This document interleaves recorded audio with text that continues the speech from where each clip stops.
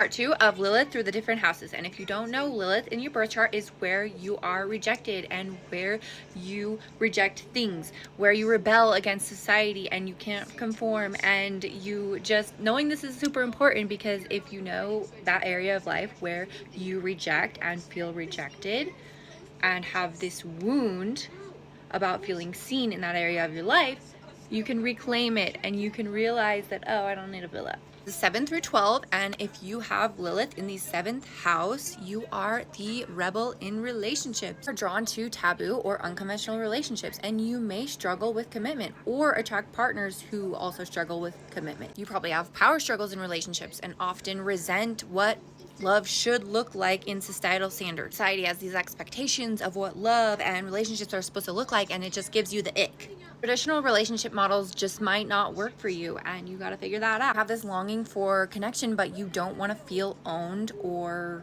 controlled. Early experiences might have told you that you being desirable comes with conditions. Healing this means your right to define relationships on your own terms and realizing that love does not have to be performative or transactional. Lilith in the 8th house, the alchemist of shadows.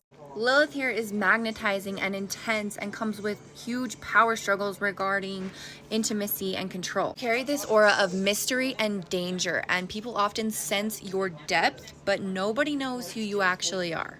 You probably experienced early betrayals or abandonment or loss in the childhood or early adolescence, leading you to be mistrustful of intimacy. Sexuality, shared resources, and personal power are often charged with shame or secrecy and rebellion. You crave a deep soul connection with somebody, but fear the vulnerability that takes to get there.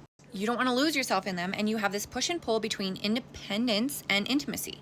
Healing this is realizing that power does not come from control, but from self-mastery. Embracing your ability to transform pain into wisdom. In the 9th house, the truth seeker and the revolutionary mind. You don't accept ideas just because they are tradition, and you need to explore and expand on everything. You question it all, and rebelling against like religious or academic institutions is pretty common. If someone tries to impose a religious belief system or any belief system on you, you are going to run the other direction. You might pursue unconventional spirituality or ideas that are just a little weird when it comes to philosophy. Things that challenge mainstream thinking. There's a fear of being misunderstood, and you are shamed for asking questions, or that you will be silenced in your beliefs. Healing comes from trusting your own truth and embracing the fact that you are a thought leader. You have big ideas, and it's okay to be different from the crowd. Being different is a strength and not a curse.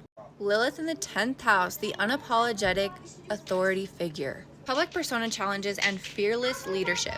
You are a disruptor in the public eye. People either admire your confidence or they fear the power that you have. You may have faced criticism in your career or your public image for being too ambitious, too bold, or too unconventional.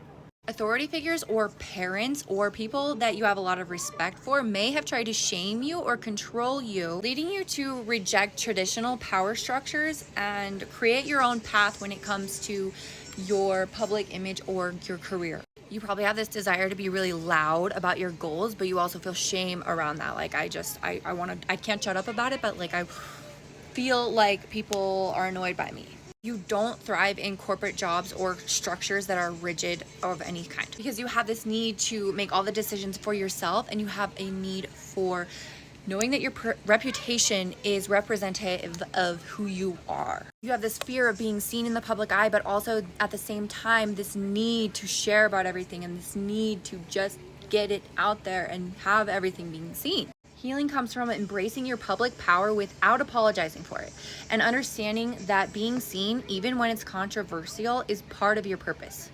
Lilith in the 11th house, the outsider and the visionary revolutionary, the lone wolf in social circles. You often feel like an outsider in groups or your friendships. Traditional social structures do not appeal to you, and you can even gravitate towards like underground radical groups. You may have experienced friendship betrayals or rejection when it comes to groups, and so now you have a fear or mistrust. You're mistrusting of groups or society. Society society's vision of community may feel really restrictive to you, and you want to be your true, authentic self or not have to conform. You might feel like following traditional communities means that you have to do what everyone else is doing, and you don't want to.